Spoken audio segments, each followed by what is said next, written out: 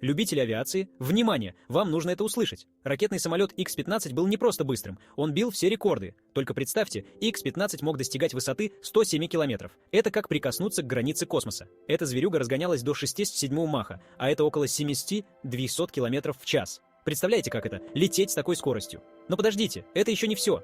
X-15 установил рекорд самой высокой скорости, когда-либо достигнутой пилотируемым самолетом, и этот рекорд держится до сих пор.